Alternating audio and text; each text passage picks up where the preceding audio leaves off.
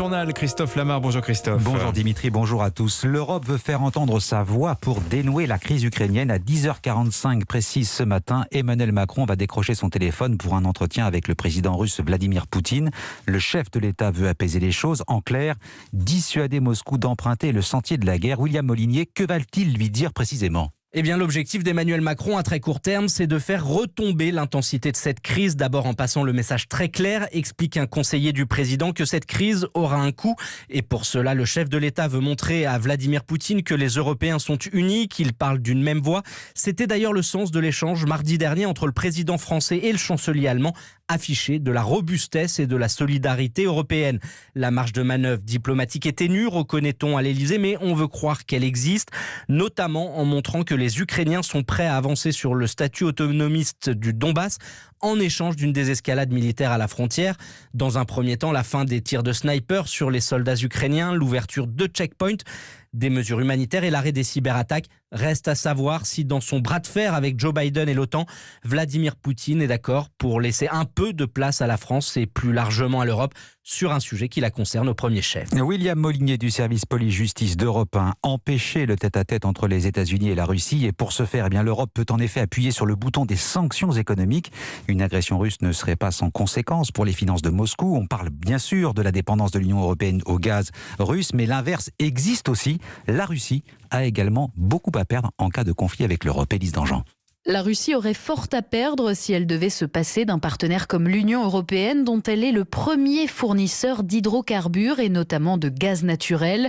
Une source de capitaux colossale qui permet indirectement d'alimenter les revenus des entreprises et des ménages russes en soutenant la devise locale. Et ce n'est pas la seule épine dans le pied de Vladimir Poutine, selon Julien Vercueil, économiste spécialiste de la Russie. Ce qui est sous-estimé, c'est l'importance des importations en provenance de l'Union européenne de biens d'équipements industriels. L'Union européenne est le premier fournisseur de la Russie et ce poste, le poste des biens d'équipement professionnels, est le premier poste d'importation de la Russie. Donc c'est dire l'importance de l'Union européenne dans la modernisation et la capacité de l'économie russe à soutenir sa progression en matière de productivité et de compétitivité internationale. Autres produits pour lesquels la Russie est très dépendante de l'Union européenne, les équipements de transport comme les avions ou les voitures, mais aussi les produits de la chimie fine et de l'industrie pharmaceutique. Élise Dangean du service économie d'Europe 1. Voilà, on a beaucoup souligné depuis le début de cette crise la dépendance notamment des Allemands au gaz russe. Soulignons aussi que les exportations d'hydrocarbures et de gaz représentent 50% des recettes budgétaires pour l'État russe. Allez, retour en France, la campagne pour l'élection présidentielle. Christiane Taubira a tenu son premier meeting hier à Bordeaux et décoché au passage ses premières flèches. Réunion publique devant 600 personnes, public très jeune et acquis à la cause de l'ancienne ministre de la Justice, donnée favorite de la primaire populaire. La candidate a d'ores et déjà désigné son adversaire, c'est Emmanuel Macron, dont elle a sévèrement critiqué le bilan. Reportage à Bordeaux, Stéphane Place.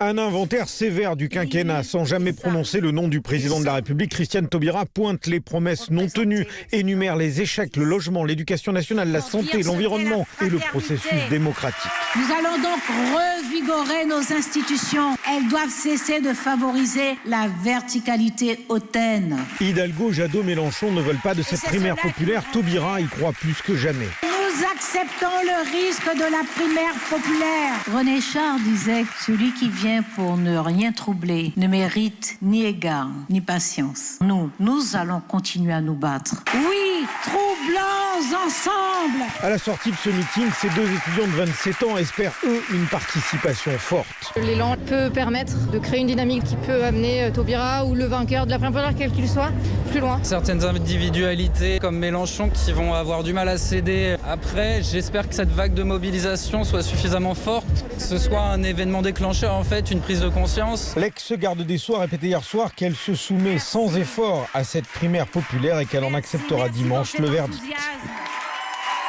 Merci pour cet accueil. Reportage Stéphane Place à Bordeaux. On vous parlait hier du pouvoir d'achat des Français et de l'augmentation des prix de l'énergie. Ce sera peut-être bientôt autour de l'eau. C'est une information Europe 1. Le patron de Veolia, Antoine Frérot, envisage une hausse des prix dans certains territoires où les infrastructures nécessitent d'être rénovées. Interview exclusive à entendre dans La France Bouge juste après le journal de 13h. Les suites du scandale Orpea, le groupe qui gère plusieurs centaines d'EHPAD en France est plus que jamais dans la tourmente. Avec une descente surprise dans l'EHPAD des bords de Seine hier à Neuilly. Les inspecteurs de l'Agence régionale de santé n'avaient pas choisi cet établissement au hasard. Le livre Enquête les Fossoyeurs est en partie bâti à partir des témoignages recueillis dans cette maison de retraite. À Marignane, près de Marseille, les employés des Grands Pins, autre structure gérée par Orpea, se sont mis en grève pendant 2 heures. Ils dénoncent la politique de rentabilité et l'accueil inhumain réservé aux pensionnaires. Reportage Stéphane Burgat. La parole se libère en partie seulement de peur d'être identifié. Aucun gréviste ne souhaite être enregistré. C'est donc la déléguée CGT Kéline Sivadier, salariée d'une autre structure Orpea du département, qui joue les porte-paroles. Ils ne parlent pas de peur de représailles. Pour ces salariés, il y a toujours une peur de parler et il y a surtout la peur de perdre son emploi. Les salariés de l'EHPAD, les Grands Pins, dénoncent un système où les économies l'emportent sur le bien-être des pensionnaires. Il n'y a pas assez de produits. Il leur manque des draps. Qu'est-ce qu'il leur manque? Des protections aussi, des couches. Il leur manque des pansements aussi. Elles se retrouvent en fin de mois avec une rupture. Donc tout ça, ça engendre une maltraitance institutionnelle. Le mal-être au sein des équipes atteint un pic, constate la syndicaliste CGT Orpea Kéline Sivadier. Elles n'ont pas le temps. Le problème, c'est qu'elles considèrent qu'elles ont à peu près 8 à 10 minutes maximum, parce qu'après, elles doivent passer à une autre chambre, à un autre patient. Donc certains patients, la toilette sera faite qu'à 11h30 ou qu'à midi. Et pour elles, c'est pas tolérable, parce qu'il y a un minimum à avoir pour ces résidents, de prendre le temps avec eux. Et puis elles peuvent pas continuer à accepter ça. Et selon elle, d'autres mouvements de grève pourraient suivre partout en France au sein du groupe Orpea. Marseille, Stéphane Burgat, Europe 1. Le directeur général d'Orpea est convoqué mardi chez la ministre déléguée des Personnes âgées, Brigitte Bourguignon. Le championnat d'Europe de handball, les Bleus face à la Suède ce soir en demi-finale. Vous reprendrez bien un petit peu de suspense, Dimitri. On se souvient que les Français sont allés au bout du bout face au Danemark pour arracher leur qualification. Les Suédois ont peiné aussi pour en arriver là. Axel May, les Bleus n'ont pas l'intention de se faire peur une nouvelle fois quand même. Ah ça, les supporters français espèrent ne pas trembler autant face aux Suédois ce soir qu'ils ont stressé lors de la qualification acquise in extremis contre les Danois, même si le gardien Vincent Gérard en plaisante. Si on doit y repasser par là à chaque fois pour gagner, moi ça me va direct. Ça a fait un match avec beaucoup d'intensité, un match avec beaucoup de suspense. Je pense, outre la blague, que ce qui a fait aussi la différence, c'est de la gestion de nos émotions. On n'a pas plongé alors qu'on aurait pu. Avec pour encadrer cette équipe française remaniée depuis le titre olympique à Tokyo, la star Nikola Karabatic, bientôt 20 ans chez les Bleus. C'est une compétition très longue, en plus avec la bulle, on a l'impression de ne pas sortir de l'hôtel, l'impression parfois d'être un zombie qui ne voit pas le jour, mais voilà, j'espère que j'aurai encore de l'énergie, ça va se jouer bien sûr au mental. Mais attention, car les Suédois, eux aussi qualifiés de justesse pour le dernier carré de l'Euro, avaient battu il y a un an les Bleus en demi-finale du mondial. Axel May du service des sports d'Europe 1, France-Suède, c'est ce soir à 20h30. Voilà, et l'autre match demi sera Espagne-Danemark. À ce niveau-là, tous les matchs sont magnifiques. Merci Christophe Lamar.